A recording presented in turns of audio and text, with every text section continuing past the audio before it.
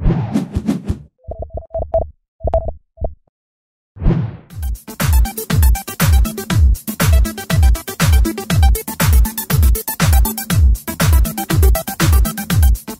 sou Alexandre Salim, estarei aqui com vocês em algumas aulas de Direito Penal.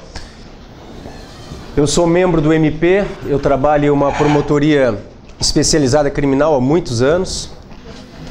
A minha carreira toda tem sido dentro do penal, eu fui delegado de polícia, sou promotor criminal há muitos anos, sou professor da casa aqui de penal e de outros cursos há muitos anos. Então nós estaremos aqui trabalhando dentro de uma perspectiva de edital. A banca FCC tem repetido os editais no que se refere ao penal, então nós vamos trabalhar com esta perspectiva, tá? Se vocês têm o último edital, a gente vai trabalhar em cima dele. O último edital começa com o primeiro ponto, aplicação da lei penal, vai ser o nosso tema da aula de hoje, tá, pessoal? A teoria da norma penal, a aplicação da lei penal. Existem alguns livros, eu não sei o que vocês buscam em termos de preparação. Eu trouxe aqui livros de 2014 que eu escrevi junto com um colega, que é o professor Marcelo André, que é professor do Damásio, do LFG, como eu, e é membro do MP em Goiás, é membro da Comissão de Reforma do Código Penal. Então nós temos toda uma experiência aí de sala de aula, a gente tem algumas obras escritas pela Juspodium.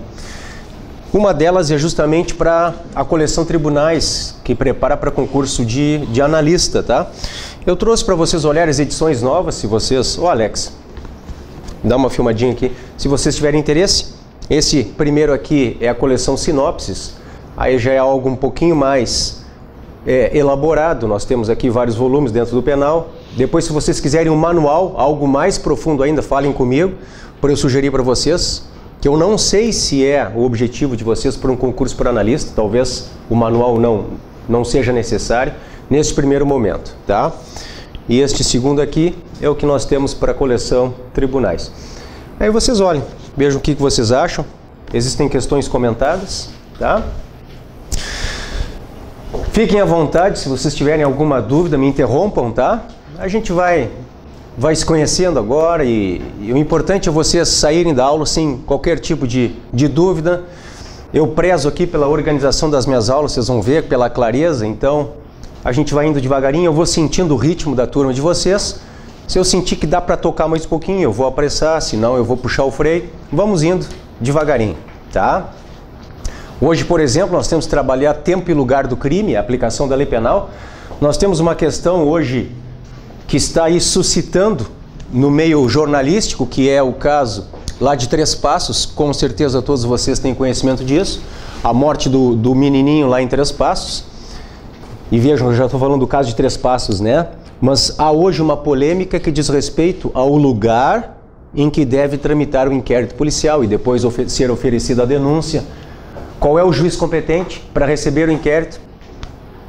Porque um dos advogados de defesa está suscitando a questão de que o feito seja encaminhado para Frederico Westphalen. Então é uma coisa que nós temos que ver hoje. Afinal de contas, o lugar do crime é onde? É onde aconteceu o quê? Atos executórios, onde se consumou, onde foi o exaurimento, onde se obteve vantagem. Então nós temos vários assuntos a serem tratados. Esse caso do menino de Três Passos deve tramitar em Três Passos ou em Frederico Westphalen? Vamos ver? Alguma dúvida inicial, pessoal? Fiquem bem à vontade, tá? Se tiverem que me interromper, não fiquem com dúvida. Não, Salim, eu não entendi isso aí, como é que é tal coisa? Fiquem bem à vontade, tá? Vamos começar então? No edital de vocês, o título coloquem aí, aplicação da lei penal, é o ponto 1. Repito, estamos trabalhando com a perspectiva do último edital.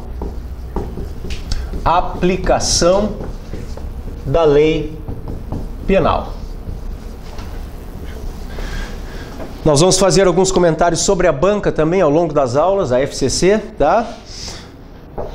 O primeiro ponto que nós temos que enfrentar diz respeito ao que é a norma penal em branco.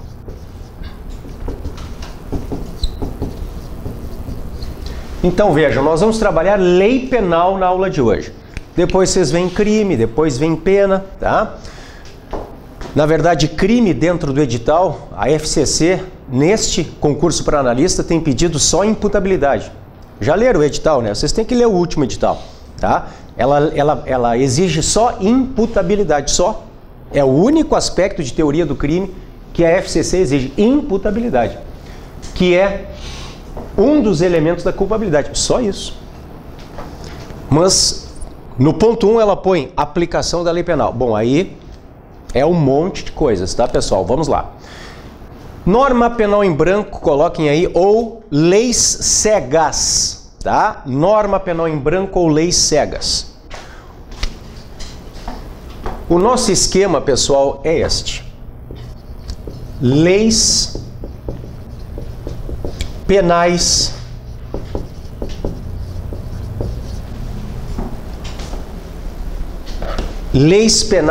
incompletas. Deixa eu botar de maneira mais ampla aqui para vocês. Leis penais incompletas. Gênero para as normas penais em branco e para os tipos penais abertos.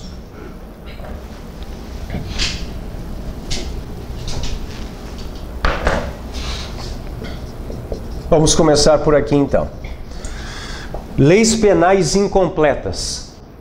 Gênero para normas penais em branco, de um lado, e tipos penais abertos, de outro.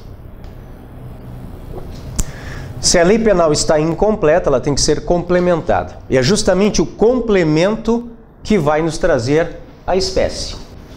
Vamos começar então pelas normas penais em branco.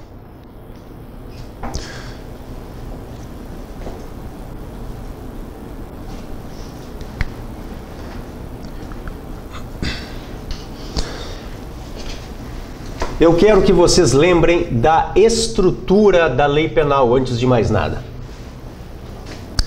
A lei penal, e aqui quando eu falo em lei penal, é lei penal estrito sensu, tá, pessoal? Ou seja, um tipo incriminador. Lei penal estrito sensu. Cria crime, comina pena. Ela é formada de duas partes. Há, na parte de cima, um preceito primário.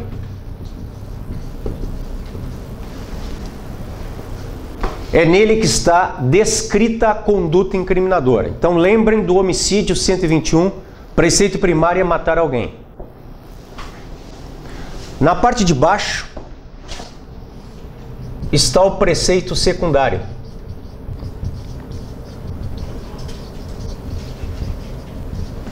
Na parte de baixo está cominada a pena. Então preceito secundário tem a ver com a cominação da pena. Lembre então, preceito primário, conduta incriminadora.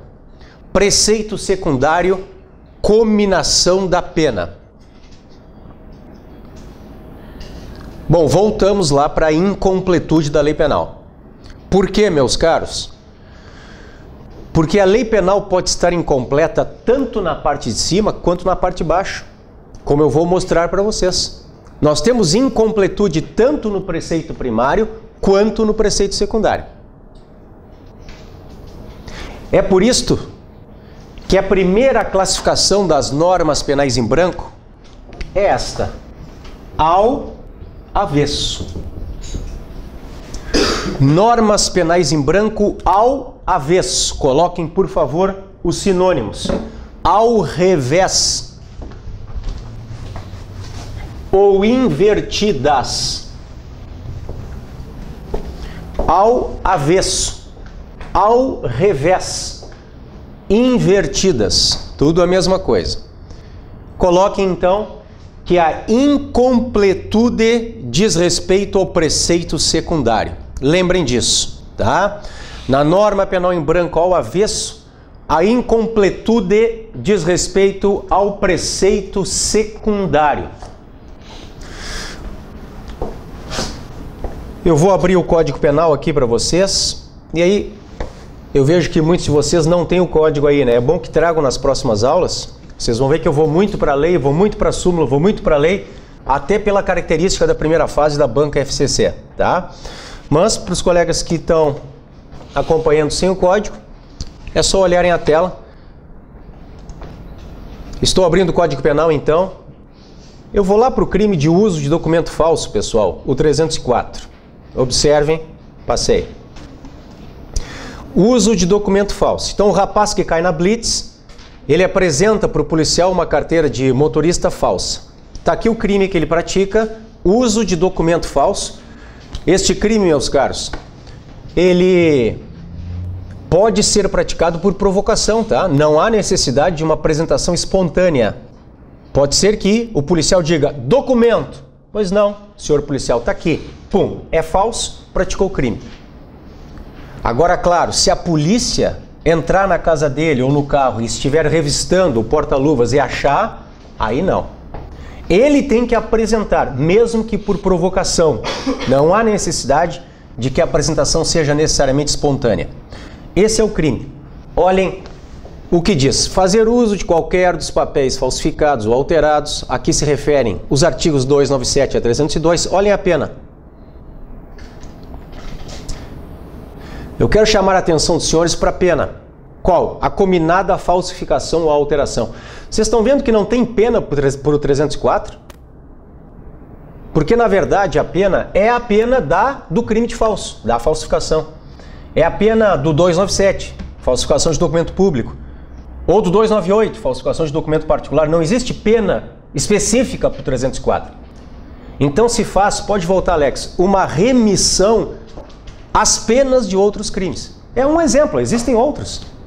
Quando vocês têm um problema, uma incompletude na parte de baixo, então, na parte da pena, isto se chama norma penal em branco ao avesso, ao revés, invertida. Beleza, pessoal? Esta é a primeira classificação, a mais tranquila. Vamos à outra.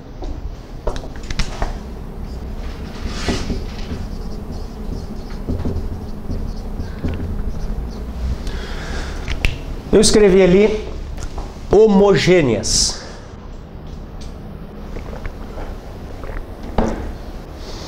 Normas penais em branco homogêneas. Peço que vocês coloquem os sinônimos. Homogêneas ou impróprias ou em sentido amplo. É a mesma coisa. Homogêneas ou impróprias ou em sentido amplo. Lembrem que homo significa mesmo em latim. Então nós vamos colocar o seguinte, que as normas penais em branco homogêneas são aquelas em que o complemento advém do mesmo órgão que cria a lei penal. O complemento advém do mesmo órgão que cria a lei penal.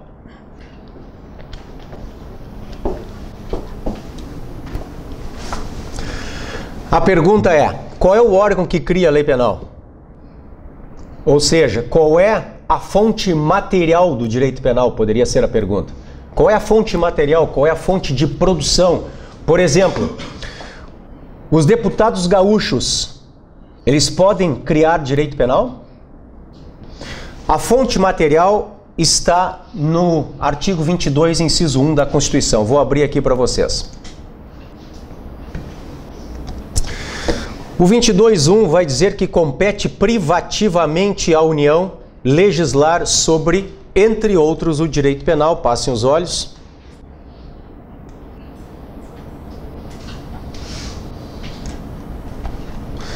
É importante que vocês vejam, além do direito penal, os demais, que são de competência privativa do Poder Legislativo da União, porque isto vai ser importante na subclassificação agora das homogêneas, tá? Então diz assim o artigo 22, inciso 1. Compete privativamente à União legislar sobre o direito civil, o comercial, o penal, o processual, o eleitoral, o agrário, o marítimo, o aeronáutico, o espacial e o do trabalho. Muito bem, voltei aqui. Homogênea. Então, o complemento também vem do Poder Legislativo da União. Neste ponto, nós temos uma subclassificação. Então, por favor, coloquem homogêneas,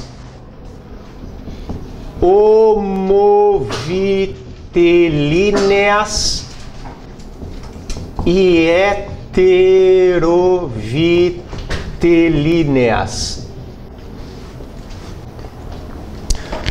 Homogêneas homovitelíneas e homogêneas heterovitelíneas. Esta classificação vem do direito espanhol e foi trazida pelo Luiz Flávio Gomes, está no livro dele, no curso de direito penal dele, e tem caído nas provas. Aqui em cima, então, homovitelíneas, coloquem que é lei penal complementando lei penal. Lei penal complementando lei penal.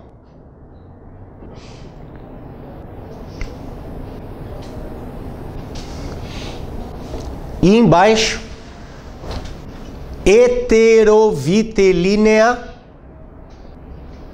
coloquem que é lei extrapenal complementando lei penal. Lei extrapenal complementando lei penal. Então, homovitelínea, lei penal complementando lei penal, e heterovitelínea, lei extrapenal complementando lei penal. Vou mostrar para vocês. Olhem só. Voltei para o Código Penal aqui. Vou descer para o peculato. Peculato. Apropriar-se o funcionário público de dinheiro, valor ou qualquer outro bem móvel, público ou particular, de que tenha posse em razão do cargo ou desviá-lo em proveito próprio à lei. Então nós temos aqui o peculato apropriação na primeira parte ou o peculato desvio na segunda. São dois crimes dentro do 312 caput. Vejam que o 312 traz a elementar funcionário público, mas não diz o que é funcionário público. O estagiário do Banco do Brasil, por exemplo, pode praticar peculato? Vocês estão vendo? Nós não temos este esclarecimento dentro do próprio 312. Então nós precisamos descer. Ó, estou indo lá para o 327. Onde está o conceito de funcionário público.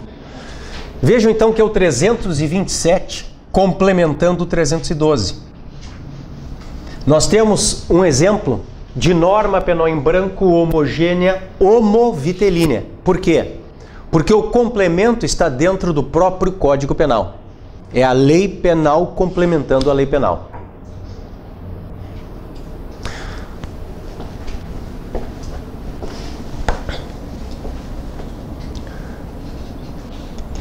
Enquanto vocês anotam, eu estou indo para o 237.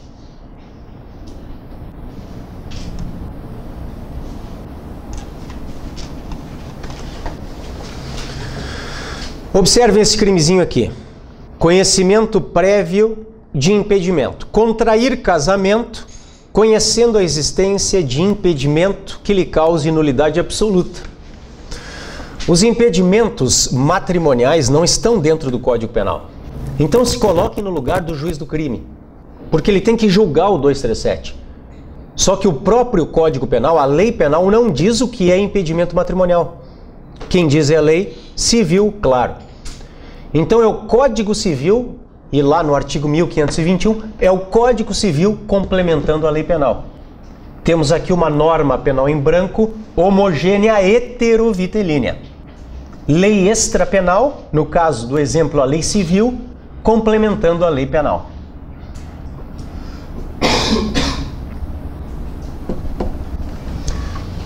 Vou mostrar outro exemplo para vocês.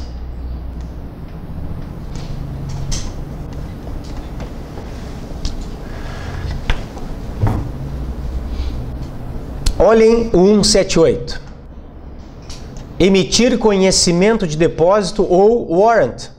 De novo, olhem ali. Está no 178 Código Penal. Warrant. O juiz do crime, claro, para complementar esse tipo penal, ele precisa ir até a lei comercial, pegar o conhecimento, pegar a definição do que é o warrant, que é uma espécie de garantia de índole comercial, e voltar para dentro do processo criminal dele. Mas muito bem, e a quem compete produzir o comercial? Nós sabemos que é o poder legislativo da União que deve fazer a lei penal, fazer a lei civil e fazer a lei comercial. Quem é que faz lei comercial? Direito comercial. É produzido por quem? De novo, olhem ali. Compete privativamente à União legislar sobre, entre outros, o comercial. Eu quero mostrar para vocês, então, que a fonte legislativa é a mesma. Olhem aqui, volta aqui, Alex, por favor. É por isso que tudo é norma penal em branco homogênea. Homo mesmo. Ou seja, o complemento vem da mesma fonte. Se esta mesma fonte, ela também é penal, ela, além de homogênea, a norma é homovitelínea. Se esta fonte, a mesma fonte, ela é extrapenal, é homogênea e heterovitelínea. Alguma dúvida, pessoal, até aqui?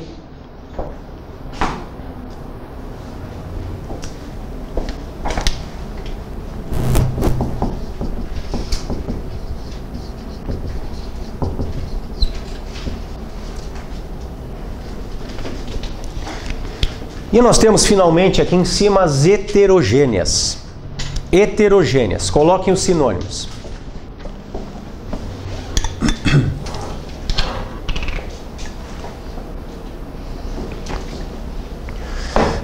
Impróprias, desculpem, heterogêneas ou próprias ou em sentido estrito. Próprias ou em sentido estrito. Heterogêneas, próprias ou em sentido estrito. Hétero agora é diverso. Então coloquem que o complemento, aqui, o complemento advém de órgão distinto daquele que cria a lei penal. Heterogêneas. O complemento advém de órgão distinto daquele que cria a lei penal. Órgão distinto daquele que cria a lei penal. Voltei para a tela. Estou abrindo aqui a lei de drogas. Vou abrir o site do Planalto, que é o mais atualizado. Lei de drogas. Vamos para o tráfico 33. Essa norma penal em branco, ela mudou desde a última lei de drogas, tá? Porque na lei anterior, não sei se algum de vocês trabalhou ainda com a 6368. Não?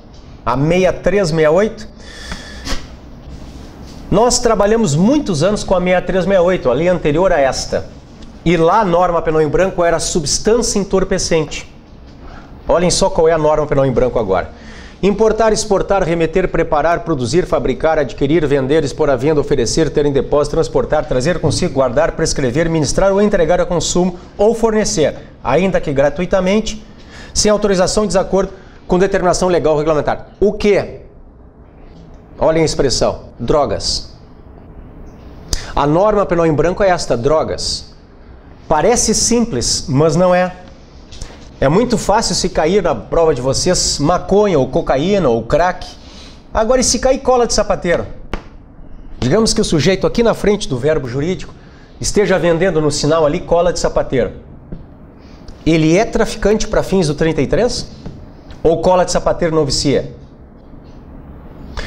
É o mesmo raciocínio, olha só. Eu estou abrindo uma janelinha nova escrevendo Lei 10.826. Estou abrindo o Estatuto do Desarmamento. Abri.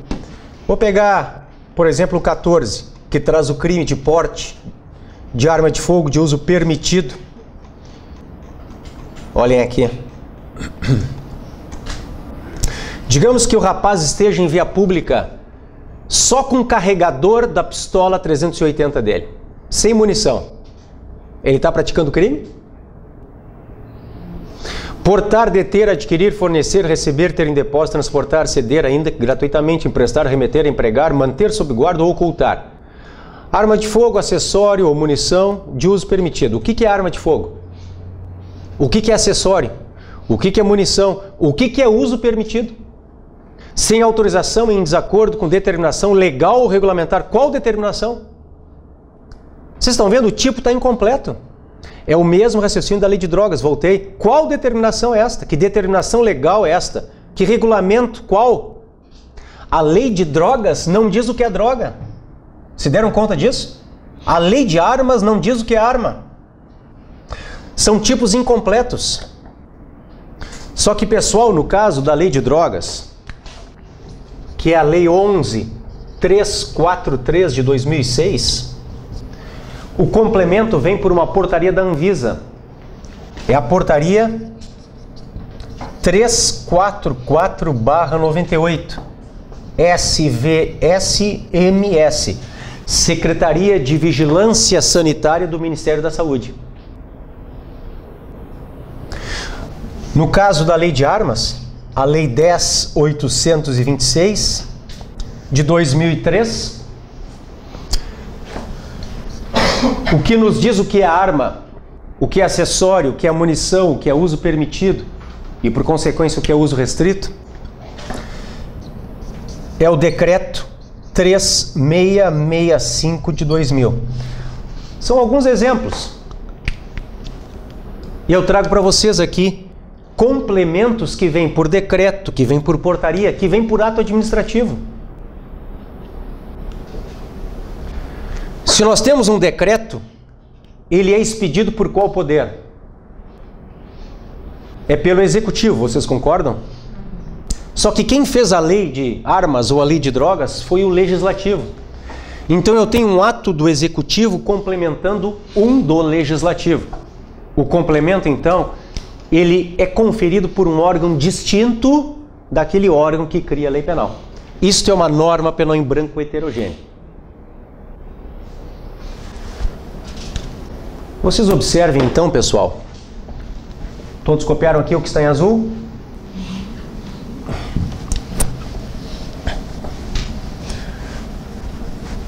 Observem então que se o complemento advém de uma lei, a norma penal em branco é homogênea.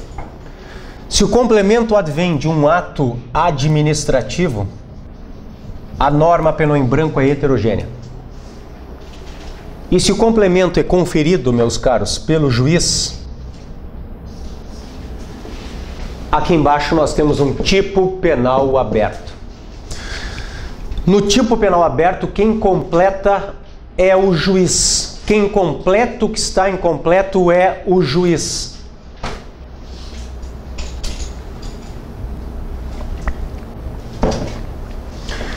Vocês podem colocar que um exemplo clássico de tipo penal aberto é o crime culposo. O crime culposo é um tipo penal aberto, porque observem qual é a técnica do legislador. Eu vou lá para o homicídio. Artigo 121, homicídio. Observem o parágrafo 3º, homicídio culposo. Se o homicídio é culposo. Tá, mas qual é o verbo nuclear? Quais são os elementos do tipo? Esta é a técnica no Brasil. A técnica é a não descrição do que é crime culposo. Existe apenas uma menção, se o crime é culposo. Então é claro que todos os crimes, a contrário do senso, são dolosos. Aqueles que admitem culpa o fazem expressamente. Isto é o princípio da excepcionalidade do crime culposo. Mas a técnica no nosso país é a não descrição de crimes culposos. Vocês verão comigo na próxima aula, que eu acho que é amanhã já, o concurso de pessoas. Sabem o que cai direto, banca FCC? Se o crime culposo admite participação. Eu entro no táxi e digo pro taxista: velho, 10 minutos aeroporto, hein? Tô atrasado. Vai, toca a ficha. Ah, doutor, não dá. Olha aqui, a gente tá do outro lado da cidade, não dá. Se tu conseguires, eu te pago 100 vezes o que aparecer aqui no taxímetro. Ah, então eu acho que dá. Esse cara vai dar uma pauleira de carro e vai matar alguém. Beleza, ele, taxista, praticou homicídio culposo. E eu, passageiro, me enquadrem? A gente tem uma vontade de dizer, olha, o passageiro é partícipe do crime do taxista. Totalmente errado. Isso é totalmente errado no Brasil. E a justificativa, meus caros, parte daqui. Por quê? Porque os crimes culposos, eles não têm descrição dentro do Brasil, salvo raras exceções. Eu mostro para vocês uma exceção logo. Mas a regra é, aqueles crimes, aqueles poucos crimes que admitem forma culposa, porque a maioria não admite. A maioria só admite dolo.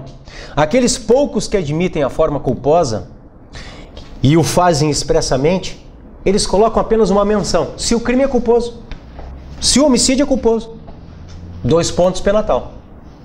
Então vejam bem, se eu não tenho nem a conduta principal, que é a conduta do autor, a principal, com muito mais razão eu não consigo chegar na do partícipe, que é a acessória. Se eu não tenho nem a principal, eu não consigo chegar na acessória. Então esta é a justificativa. Como nós estamos diante de tipo penal aberto, não cabe participação. Não cabe participação nos crimes culposos. Por quê? Porque são tipos penais abertos. São tipos penais incompletos. Eu falei para vocês que tem exceção, né? Eu vou mostrar uma só para vocês. Baixei para receptação. Olhem o 180, parágrafo 3º.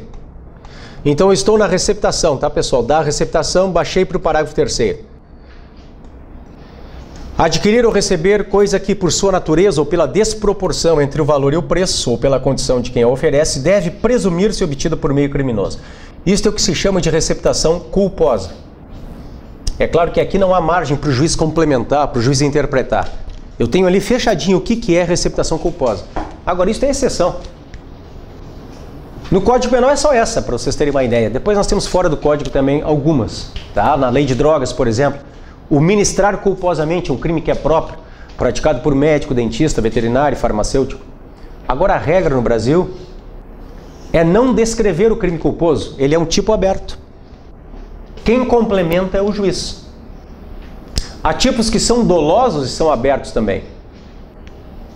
Por exemplo, o que é praticar ato libidinoso para vocês? Hoje o estupro, ele pode ser praticado por conjunção carnal ou por ato libidinoso. Me digam o que é ato libidinoso para vocês. Isso parece simples, mas extremamente complexo, pessoal. O que é ato libidinoso? Querem ver uma coisa? Alguns podem pensar, é o que satisfaz lascívia. Será? Olhem a amplitude desta interpretação. É o que satisfaz lascívia, luxúria, libido. Olhem só o estupro. Está aqui, 213. Cheguei. Constranger alguém, mediante violência ou grave ameaça, a ter conjunção carnal. É a primeira forma de se praticar estupro. Conjunção carnal é introduzir o pênis na vagina. Beleza, aí não tem interpretação. O que eu quero saber é, ou praticar ou permitir que com ele se pratique outro ato libidinoso. O que é isso? Isso é um tipo aberto. O que é ato libidinoso? Alguns dizem, é o que satisfaz lascívia. Então pensem comigo, eu sou o taradão do ônibus. Eu gosto de andar de ônibus e passar a mão nos braços das mulheres. E isso satisfaz a minha lascívia. Eu satisfaço a minha luxúria, a minha libido, passando a mão nos braços das mulheres.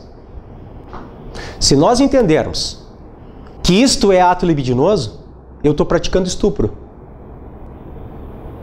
Se deram conta? Crime hediondo. Crime hediondo. Então é claro que não basta um requisito subjetivo, satisfazer lascívia. Nós precisamos trabalhar com todo outro requisito de índole mais objetiva, que é uma moral sexual média. Então é claro que para a maioria das pessoas, passar a mão no braço de alguém não ofende esta moral sexual média. Só que isto vem de uma interpretação do juiz, vocês se deram conta? Isto é próprio de um tipo aberto. Por quê? Porque o juiz, ele despeja no tipo tudo que ele traz com ele. Há uma interpretação axiológica aqui, valorativa. Por exemplo, o que é praticar ato obsceno para vocês? Fazer xixi em via pública é ato obsceno? Praticar sexo dentro do carro, parado num canto lá na praça, é ato obsceno? Fazer xixi em via pública tem sido interpretado assim. Se o sujeito está de costas na rodovia, não é. Se ele está de frente, mostrando o pinto para quem está passando, é assim que a jurisprudência tem entendido. Enfim, nós estamos diante de tipo aberto. Olhem só. O que é certo aqui, que eu quero que vocês lembrem, é quem complementa é o juiz. A partir de um juízo axiológico, lembrem, valorativo. Vejam que tudo parte, então, da espécie de complemento. Se o complemento vem da lei, norma penal em branco homogênea. Se o complemento vem do ato administrativo, norma penal em branco heterogênea. E se o complemento vem do juiz, tipo penal aberto. Vejam se tem alguma dúvida neste primeiro ponto, senão nós seguimos.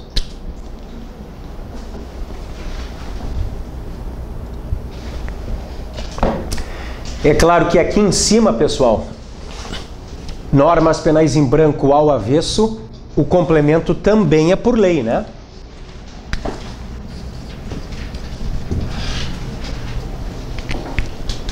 Não esqueçam que o princípio da reserva legal, que está na Constituição e no Código Penal, CF, artigo 5º, inciso 39, CP, artigo 1º, a redação é a mesma, nos diz que não há crime sem lei anterior que o defina, e nem pena sem prévia cominação legal. Então se submetem ao princípio da lei estrita, não só o crime, mas também a pena. Lei estrita significa lei ordinária ou complementar. Lei estrita é lei ordinária ou complementar. É só lei ordinária ou complementar que pode cominar penas, claro, e criar crimes. Mas como eu estou falando na pena, refiro-me a ela aqui, tá? Lei em sentido estrito, lei ordinária ou lei complementar. Então, se cair na prova de vocês lei delegada, medida provisória, atos administrativos, resoluções, tudo isso é lei em sentido amplo, não pode criar crimes e nem cominar penas. Lei em sentido estrito, lembrem. Só lei ordinária e só lei complementar pode, 1, criar crime e 2, cominar pena.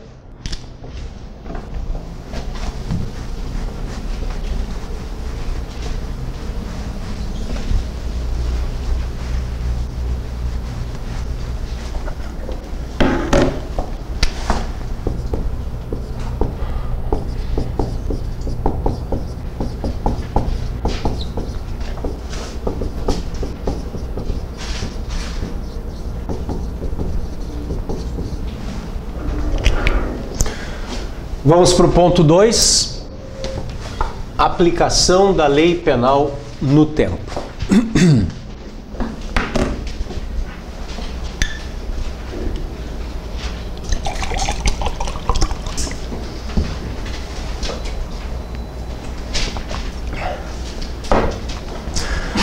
O primeiro ponto que eu quero enfrentar com vocês diz respeito ao tempo do crime. Para tanto, meus caros, nós temos 3 teorias que explicam o tempo do crime no Brasil.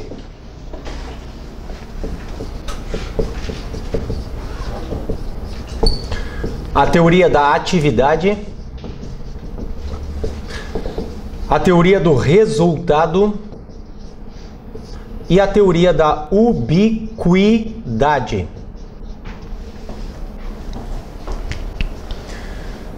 Atividade, resultado e ubiquidade.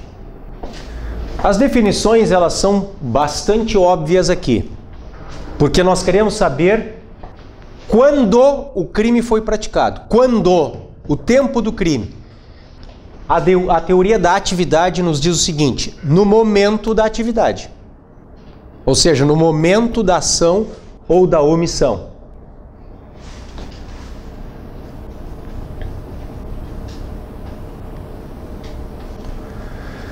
Quando o crime foi praticado? A teoria do resultado nos diz no momento da produção do resultado.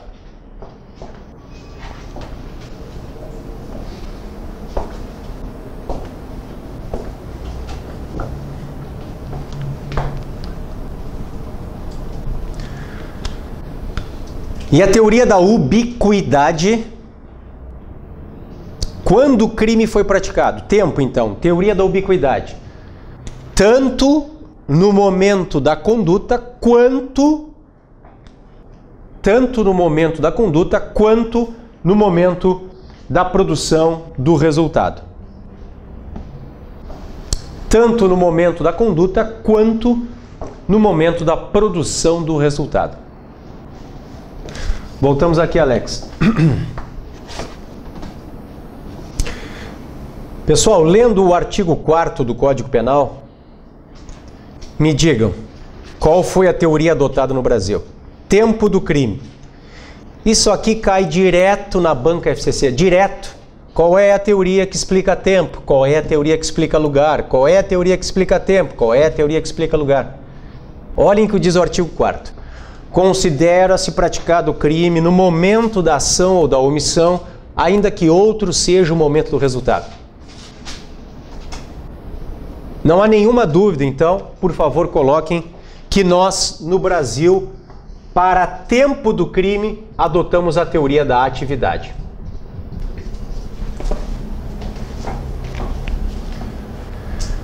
Para tempo do crime, adotamos a teoria da atividade. Bom, vamos trabalhar agora em cima disso.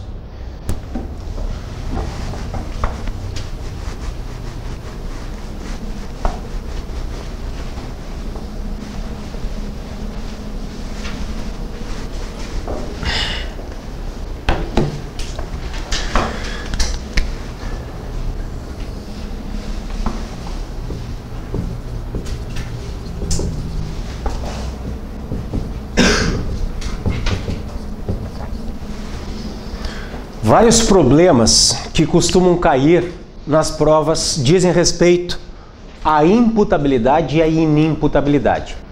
Então, antes de mais nada, antes de nós começarmos a trabalhar os problemas ligados à conduta e resultado, eu quero que vocês identifiquem o que são crimes instantâneos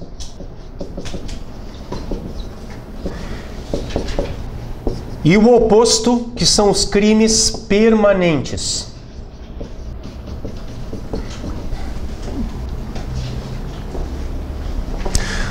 Os instantâneos são aqueles em que a consumação se dá num momento determinado.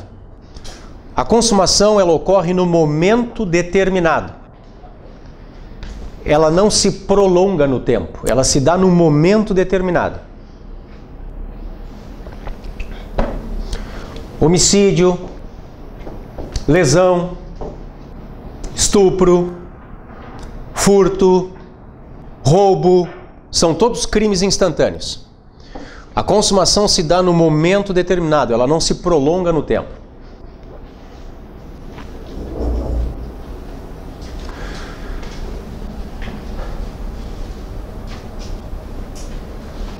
Já os permanentes, então o oposto dos instantâneos são os permanentes. Os permanentes são aqueles cuja consumação se protrai, se prolonga, se protrai no tempo. A consumação se protrai no tempo, se prolonga no tempo. Coloquem como exemplo 148, o cárcere privado.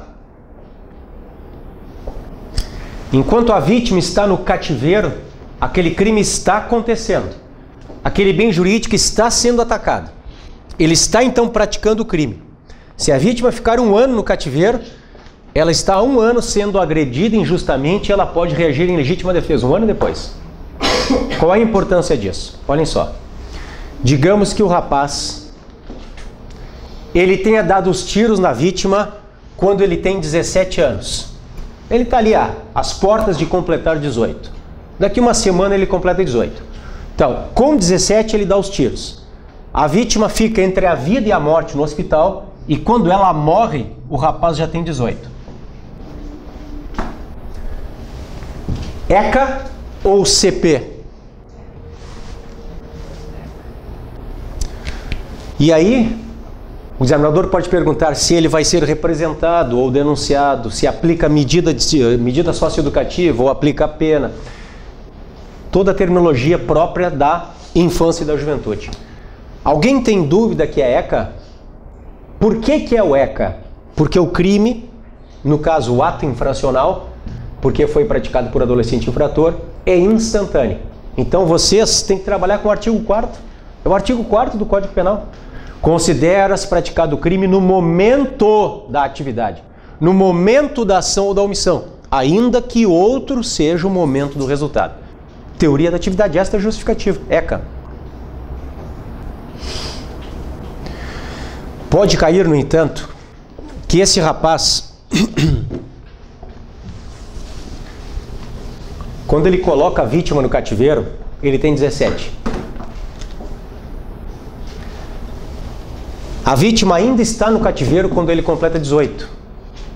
E só depois, quando ele já tem 18, o sequestrador, a vítima é resgatada e é liberada, com vida. Vocês estão vendo que nesse caso, aquele bem jurídico sofre um ataque que é permanente, é um crime permanente, ou no caso um ato infracional, porque é praticado por adolescente, permanente. Vocês continuam trabalhando com a lei do tempo da atividade. Não há exceção. Por quê? Porque ele continua praticando aquele delito agora enquanto imputável. Então, se ele coloca a vítima no cativeiro com 17 e completa 18 com a vítima ainda estando dentro do cativeiro, vocês aplicam o Código Penal. Esse rapaz não é apreendido, ele é preso em flagrante. Apreendido é para adolescente. Ele é preso em flagrante, ele vai ser denunciado pelo MP. Nós vamos pedir pena para ele, é presídio, não é fase.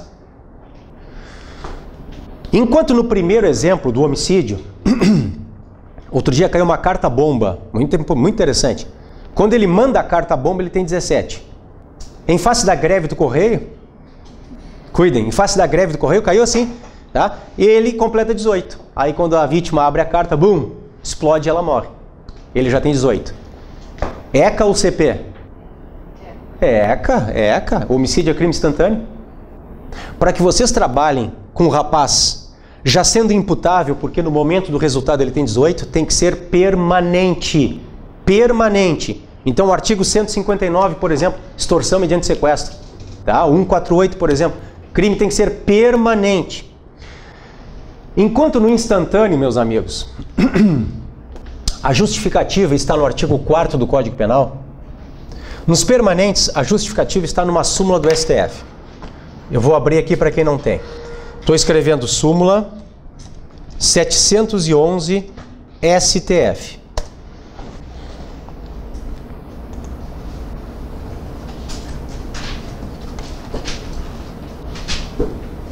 Está aqui ela.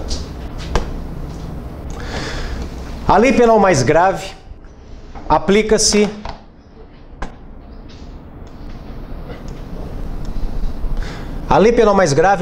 ao crime continuado ou ao crime permanente, se a sua vigência é anterior à cessação da continuidade ou da permanência. É claro que aqui eu estou trabalhando com a imputabilidade e a inimputabilidade. Eu não comecei lei mais grave e lei menos grave, é o que eu vou fazer agora. Mas é a inteligência da súmula aqui. Porque no caso, aplicar o CP é mais grave, muito mais grave, né?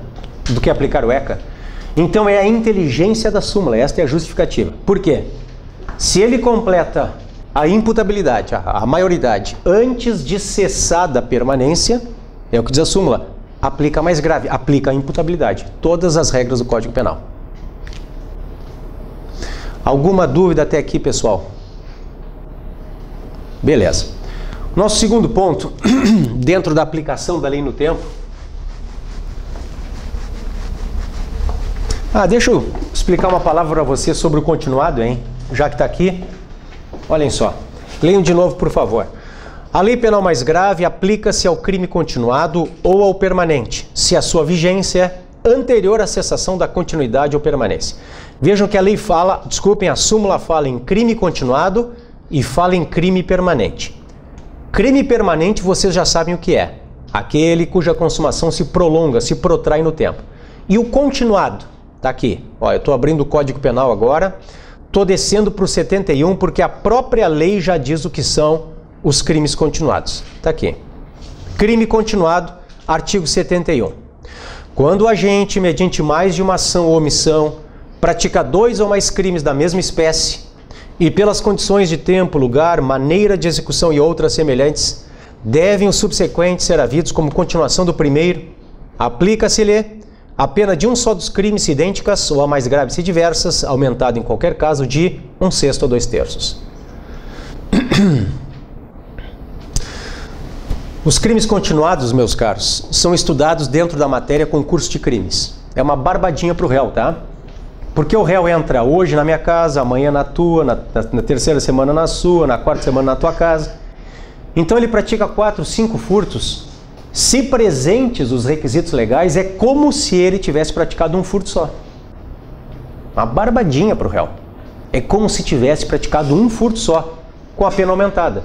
A lei fala de 1/6 até 2/3. E não pensem que isso aí vale apenas para crimezinho michuruca, que nem o furto. Não. Hoje, na prática, eu faço audiência criminal todos os dias, tá? Isso aí tem sido aceito para homicídio, para estupro, para assalto. Para assalto é muito comum. O rapaz, ele tá naquela semana fissurado pelo crack. Hoje, crime violento tá ligado a crack. 99%. Não é só homicídio, é crime patrimonial violento, tem crack no meio. Muito bem. Esse rapaz está enlouquecido porque ele quer pedra e quer pedra. Então ele vai ficar fumando ou cheirando essas porcarias aí, pessoal, durante uma semana, 10 dias. E aí, durante esse período, ele vai praticar muitos crimes. Até ele cair exausto ou matarem ele. Aí ele cai exausto, aí a família pega interno, ou o Estado pega interno. Muito bem. Ou ele vai para a cadeia, né? Ou ele vai para a cadeia. Se é assalto, se o rapaz ele vai assaltar cobrador e motorista, ele vai fazer ou todos os dias o crime ou vários no mesmo dia. Então ele vai assaltar sempre com o mesmo modus operandi, alguns na mesma parada. Eles pegam o dinheiro, vão lá na boca, compram a pedra, voltam para a parada. Assalto o cobrador do outro ônibus, vão na boca, compram a pedra, voltam para a parada. Na mesma parada. Aí a polícia é avisada, vai ali e pega. Só que ele praticou 4, 5 crimes de roubo já. Pois é, olhem só o que a lei diz. A lei diz que se forem crimes semelhantes, praticados em condições que são semelhantes também de tempo, lugar e modo de execução, todos os subsequentes são uma continuação do primeiro. Então ele pratica um só com a pena aumentada. Vamos lá? Digamos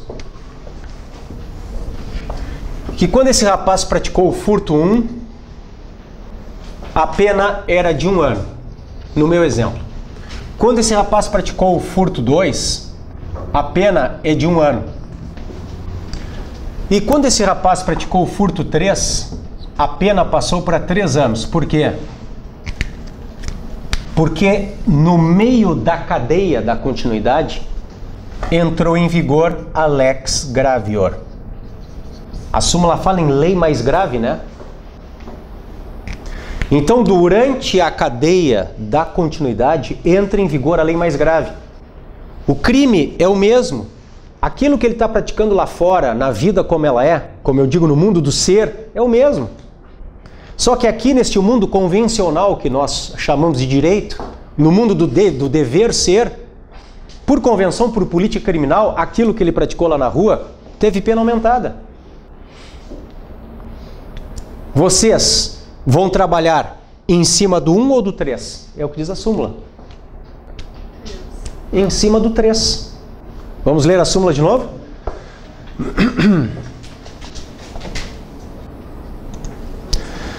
A lei penal mais grave aplica-se ao crime continuado ou ao crime permanente se a sua vigência é anterior à cessação da continuidade ou da permanência. Olhem aqui. Se a vigência da lei mais grave é anterior à cessação da continuidade, então ele seguiu praticando crimes continuados depois da lei mais grave. Aplica a mais grave. Eu pego a mais grave, os 3, e aumento de 1/6 até 2/3 a partir do número de crimes. Esse é o raciocínio. O mesmo vale para o cárcere privado. Olhem só. Não pensem agora em imputabilidade ou em inimputabilidade. Pensem que ele é imputável. Ele tem 18 anos quando ele coloca a vítima no cativeiro. Quando ele coloca a vítima no cativeiro, então, atividade, leia-se ação ou omissão, a pena é de 1 ano. Durante o cativeiro, entra em vigor a lex gravior, dizendo que a pena passa para 3 anos. A vítima é resgatada depois que a lex gravior já está vigendo. Vocês aplicam não a lei do momento do sequestro. Vocês aplicam a lex gravior. Por quê? Porque ela passa a incidir antes de cessada a permanência. A permanência, ela só cessa quando a vítima é liberada. Ou seja, quando cessa a ofensa ao bem jurídico tutelado que é a liberdade. Se fosse o contrário, professor? Se fosse lex missior, a mesma coisa. Vocês viram a pergunta, colega? Se fosse o contrário, se fosse uma lei que era melhor, aplica.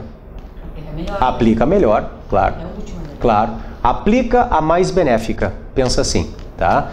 Só que aqui nós temos uma particularidade, porque nós não estamos descumprindo, nós não estamos fazendo retroagir uma lei mais grave. Eu vou trabalhar agora com retroatividade e retroatividade. Tu concordas comigo? Que às vezes as pessoas pensam, mas por quê? Tu estás retroagindo uma lei pior para o momento da atividade? Não, não estás retroagindo. É a lei do tempo do crime. Ele continuou praticando o mesmo crime, só que agora sob o império de uma lei melhor. Se aqui, doutora, entra em vigor uma lex missior, vou escrever o latim, tá? Com o T, lex missior, que é a lei que é boa para o réu, aplica, claro. A lei do tempo do crime, a melhor sempre. Tá? Mais algumas, senhores? Maravilha. Ponto B. Conflito de leis penais no tempo.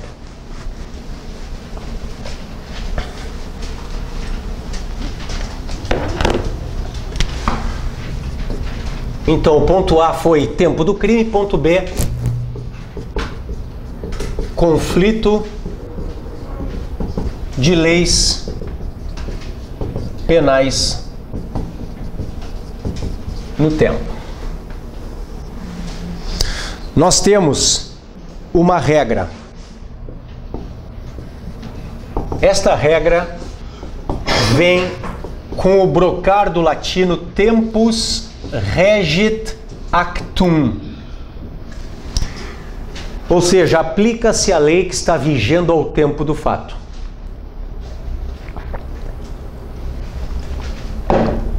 Como toda regra, nós temos exceção. Esta exceção diz respeito à lei penal posterior mais benéfica. Em latim, a lex missior, com o T, missior. Então, tempus regit actum é a regra, com exceção da lex missior. Isto é o que está na Constituição, artigo 5º, inciso 40.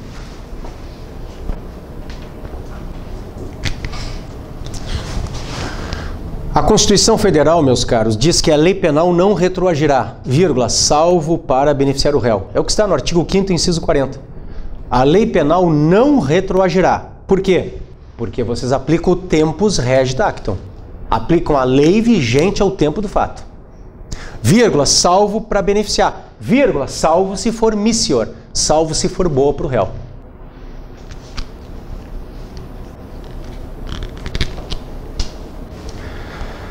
A lex missior, meus caros, vem orientada pelo princípio da extraatividade. Extraatividade é o termo genérico para retroatividade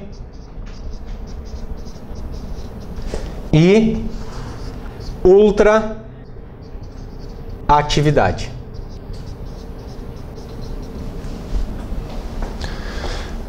Então vejam, a lex missior é orientada pela extraatividade, termo genérico para retroatividade e para ultraatividade. Retroatividade significa aplicar a lei penal para fatos anteriores à sua vigência. Acredito que todos vocês tenham conhecimento disso, né? Retroatividade. Eu aplico a lei penal para fatos anteriores à sua vigência. Em outras palavras, em termos não penais, então, não técnicos, eu aplico uma lei antes de ela ter nascido. Concordam comigo? Isso é retroatividade. Eu aplico uma lei antes de ela nascer. Para fatos, na verdade, que foram praticados antes de ela nascer. Ela nasceu hoje, mas eu aplico para fato do ano passado. Uma lei que nasceu hoje. Isso é retroatividade. Por quê? Porque ela é boa para o réu. E ultratividade? Os colegas que não sabem, coloquem aí, por favor. Ultratividade significa estender os efeitos da lei penal.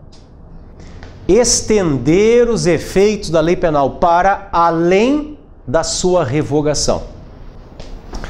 Estender os efeitos da lei penal para além da sua revogação.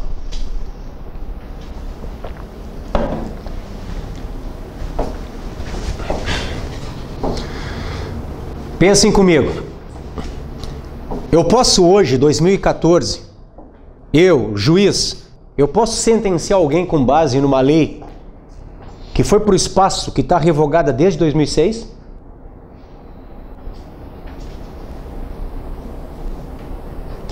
Os juízes fazem todos os dias isso.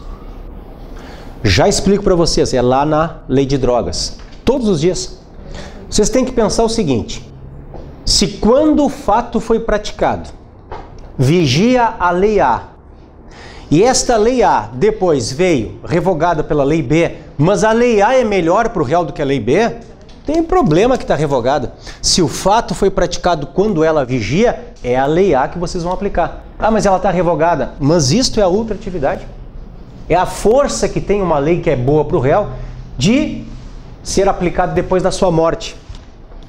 Então vejam, eu aplico antes de ela nascer, retroatividade, ou depois de ela morrer, entre aspas, né? Nascer e morrer. Isto é a ultratividade. Por quê? Porque é boa para o réu. O que é lex missior? Lex missior é o termo genérico para... Vocês me desculpem o latim aqui, tá? Mas eu, de propósito, estou colocando latim porque a banca FCC usa latim. Mas é barbadinha aqui. Lex missior, gênero para novatio, com o T, leges, in melius, de um lado, e abolício criminis de outro. São as espécies do gênero lex missior.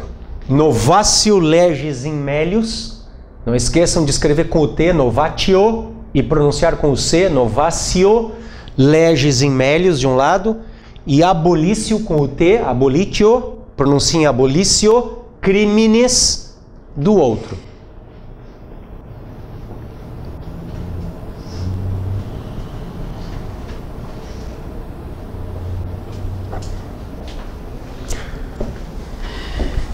A novatio, aqui, ela não altera a natureza criminosa do fato. Era crime e continua crime. Ela não altera, repito, a natureza criminosa. Ela apenas melhora a condição jurídico-penal do réu. Lembrem disso. É uma lei que melhora a condição jurídico-penal do réu.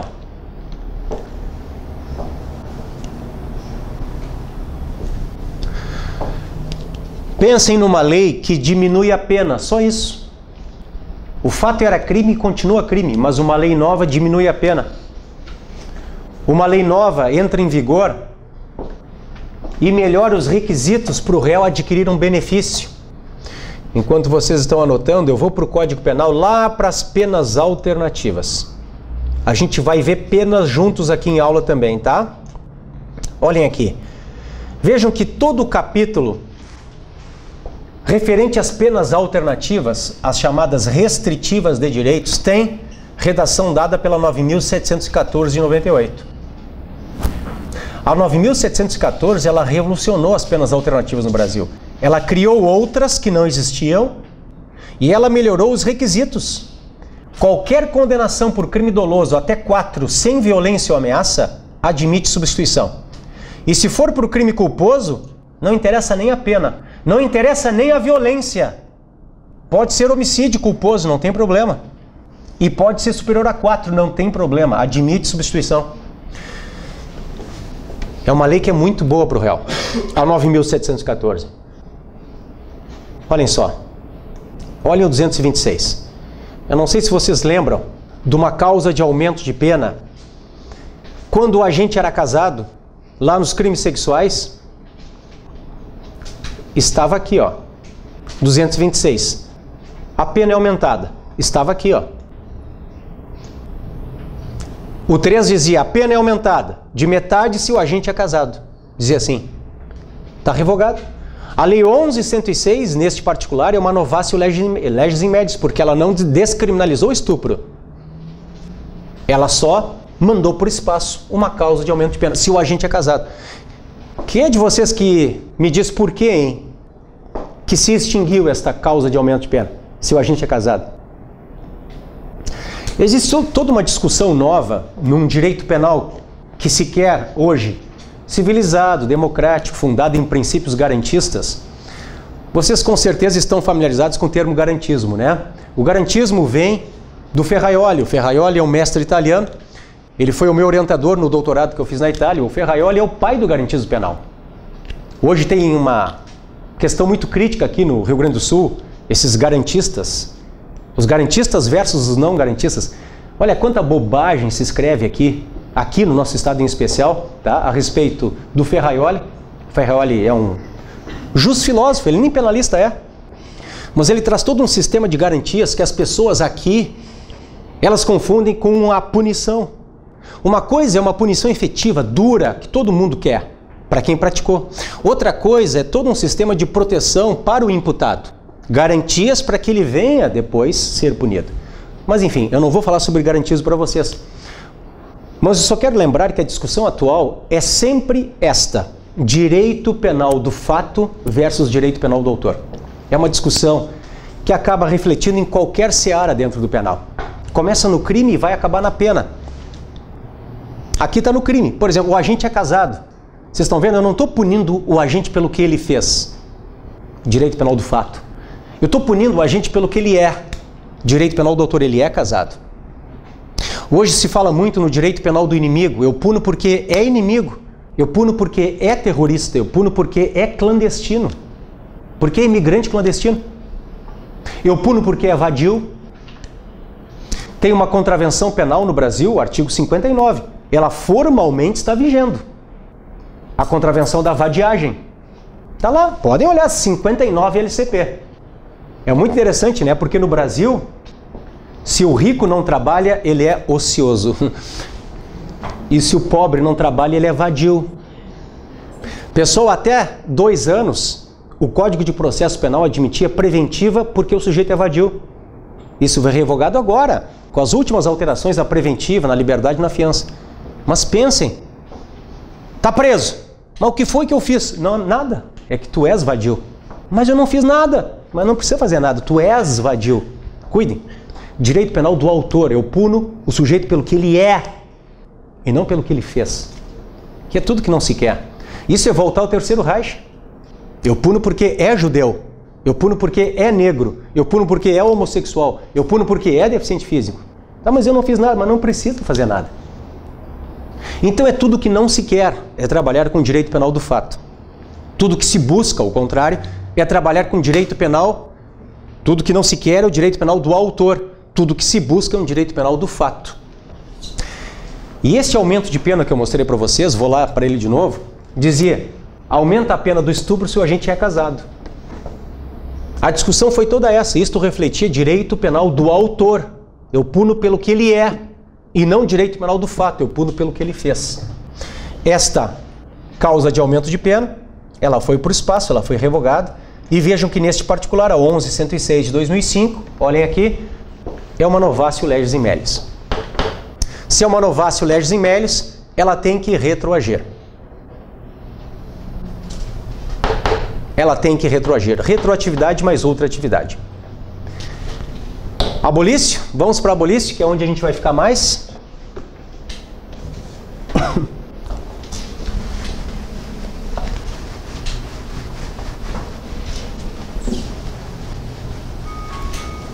Coloquem, por favor, a natureza jurídica da abolício criminis.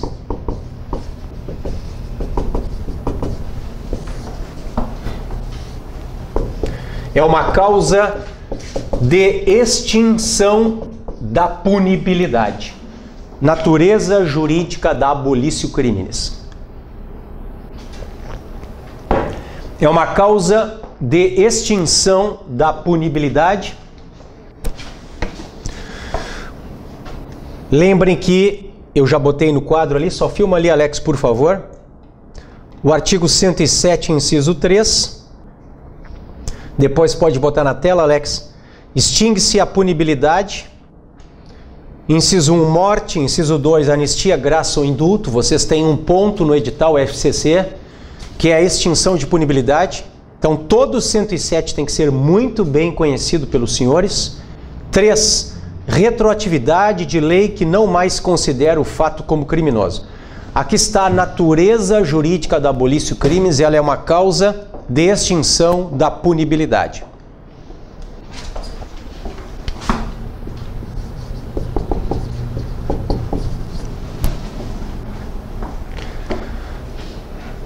Vamos para o artigo 2º do Código Penal, que é onde estão os efeitos da abolício crimes.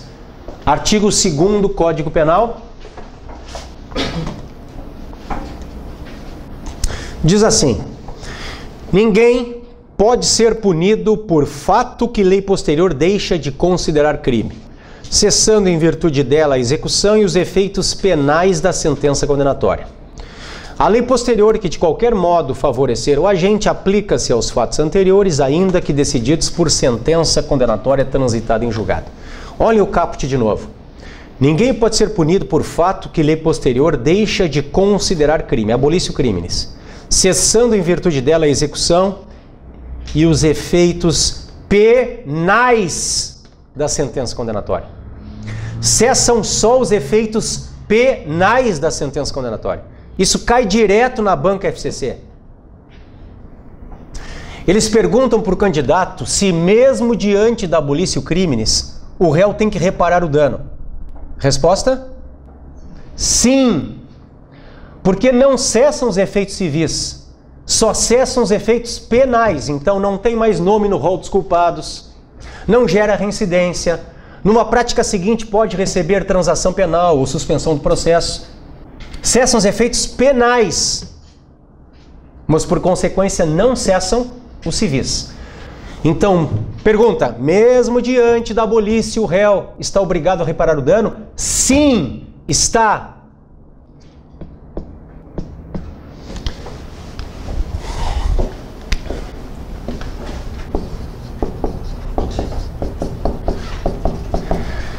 Outra que cai direto, eu já coloquei aqui súmula 611 para os senhores, diz respeito à autoridade competente para declarar a abolício crimes depois do trânsito em julgado. Vou colocar aqui a súmula 611 STF. Vai aparecer aqui o juízo da execução. Observem, está aqui. Transitada em julgado a sentença condenatória, compete ao juízo das execuções a aplicação de lei mais benigna. Súmula 611 STF. Então eles vão colocar pegadinhas na prova. Vocês estão advogando para alguém, por exemplo. Essa pessoa está cumprindo pena. Então já transitou em julgado, acabou o processo. Entra em vigor uma abolício crimes. Se vocês têm que entrar com habeas, se tem que impetrar um habeas ou interpor um agravo na execução, que é o recurso da LEP, se tem que entrar com revisão criminal, são as alternativas. Resposta é não. É uma petição. Petiçãozinha simples para o juízo da execução penal. Lá no cartório da VEC, da Vara de Execuções. Uma petiçãozinha lá na VEC. É o juízo das execuções. Não há necessidade de provocação do tribunal.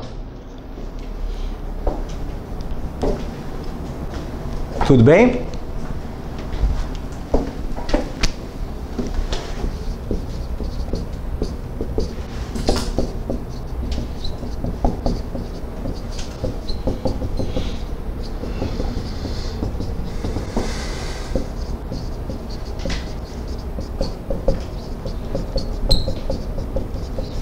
Coloquem aí, por favor, observação. Princípio da continuidade normativo-típica. Princípio da continuidade normativo-típica.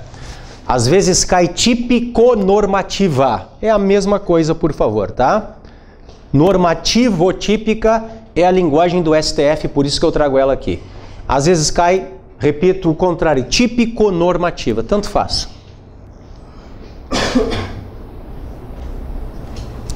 Pessoal, para que eu possa falar em abolício crimes, pode voltar aqui, Alex. Eu já peço que vocês anotem, tá? Para que exista abolício crimes, é necessária uma revogação formal e material do tipo penal. Por exemplo, vou colocar o adultério aqui para vocês, 240. Então, abolício crimes pressupõe revogação formal e material.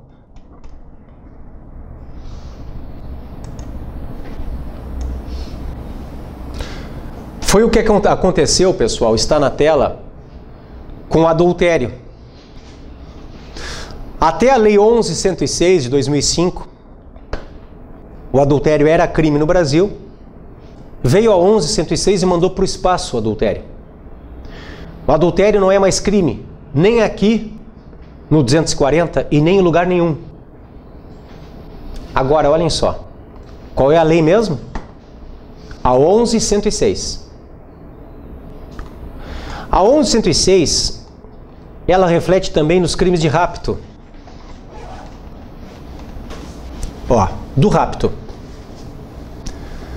Olhem o rapto violento, é o que me interessa.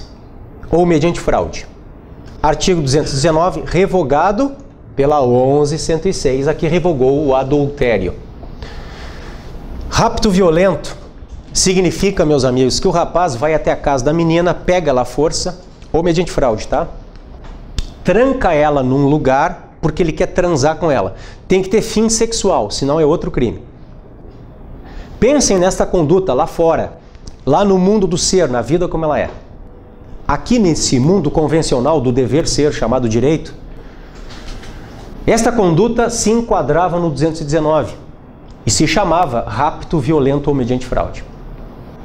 No momento em que veio a 11.106, o 219 foi revogado. E eles perguntam para vocês, houve abolício crimes do rapto violento? Esta é a pergunta da prova. Querem ver uma coisa? E a resposta é não. 219, então, revogado pela 11.106, tá? Eu estou subindo para o 148, que é o sequestro ou cárcere privado. Tá aqui. Sequestro ou cárcere privado, 148, parágrafo 1º. A pena é de reclusão de 2 a 5, olhem o inciso 5º. Se o crime é praticado com fins libidinosos. Olhem a lei que incluiu o inciso 5º, a mesma 11.106. Então vocês observem, pessoal, que em nenhum momento houve uma descontinuidade normativo-típica. Porque para que nós possamos falar em abolício, eu preciso desta descontinuidade. A 11.106, no instante em que ela revoga o 219, ao mesmo tempo ela já cria o inciso 5º. A conduta é a mesma, pessoal. A conduta que é praticada lá fora, trancar a menina numa peça para transar com ela, se chamava, até a Lei 11.106, de rapto violento. E hoje se chama crime de sequestro ou cárcere privado qualificado porque é praticado com fins libidinosos. O crime é o mesmo. Ele só mudou de lugar e de nome. Mudou o nomen iuris e o local dentro do Código Penal. Houve, pessoal, uma mera readequação típica. Houve uma mera readequação típica. Houve uma simples revogação formal do tipo penal, mas não substancial, não material. Então isso não é abolício criminis. É o que vocês escreveram no começo.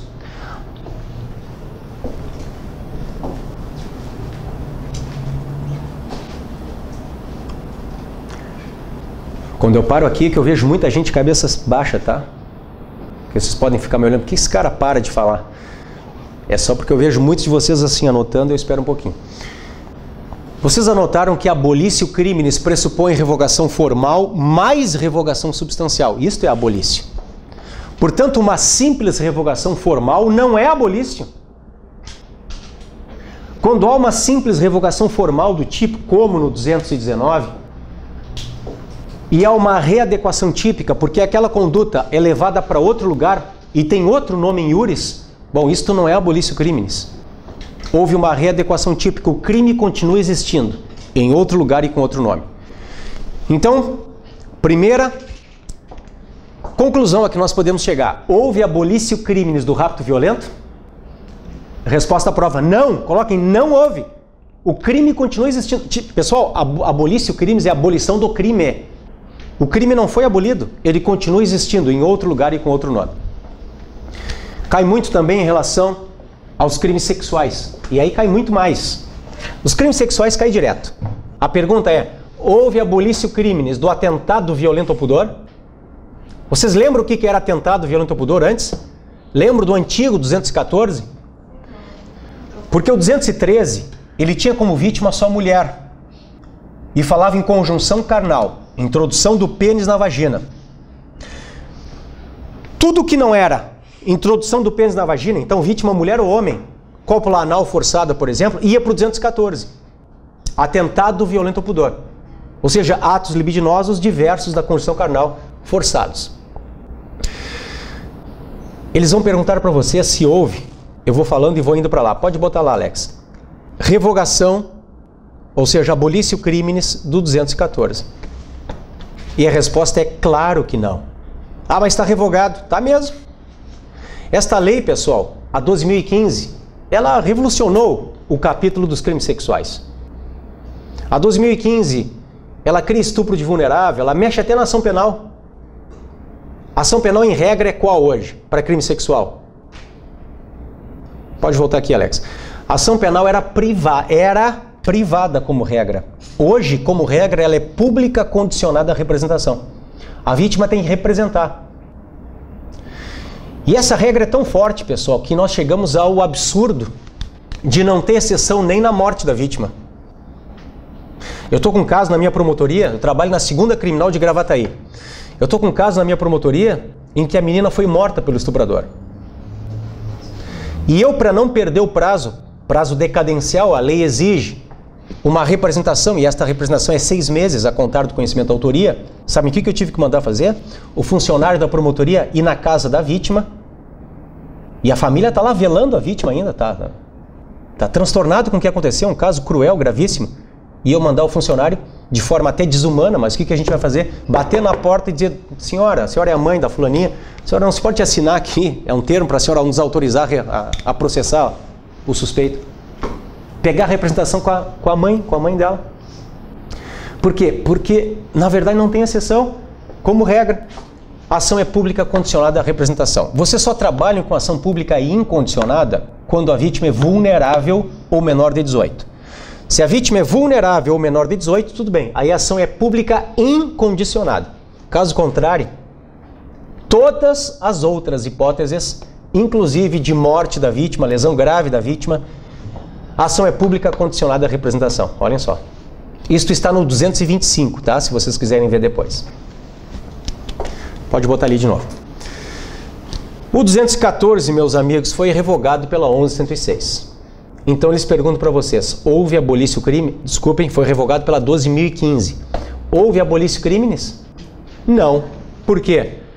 Porque tudo o que estava no 214 veio para dentro do 213.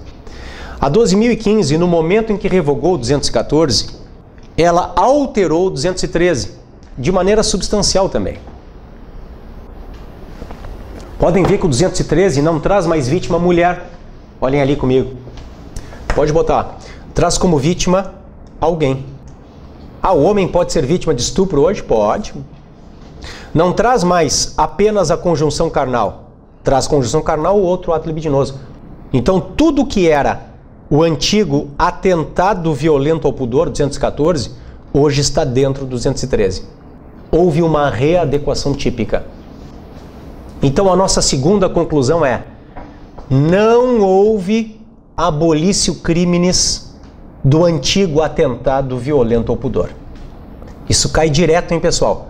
Não houve abolício criminis do antigo delito de atentado violento ao pudor. Não houve abolício criminis do antigo delito de atentado violento ao pudor. Por quê? Por causa da continuidade normativo típica. O princípio da continuidade normativo típica.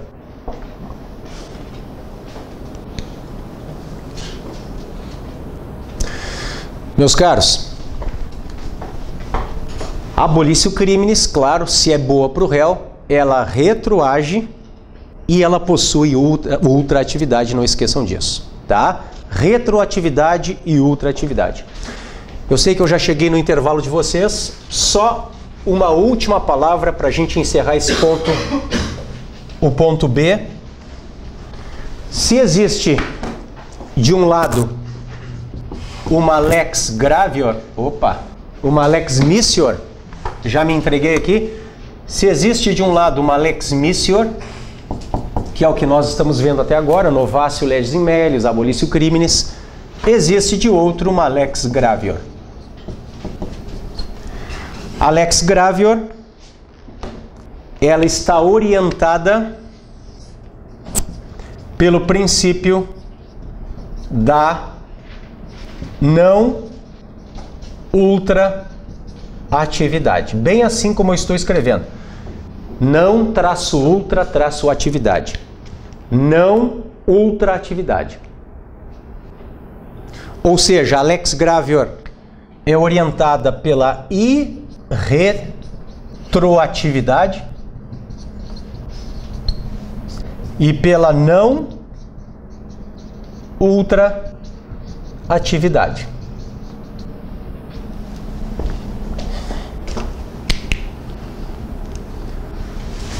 Se a lei é pior para o réu, lex gravior, lei ruim, uma lei que cria um crime novo, uma lei que comina a pena mais grave, ela não pode retroagir e ela não possui ultraatividade, porque ela é pior para o réu. Vocês podem colocar aí a lei dos crimes hediondos, é um exemplo, tá? Ela não pode retroagir e ela não possui ultraatividade.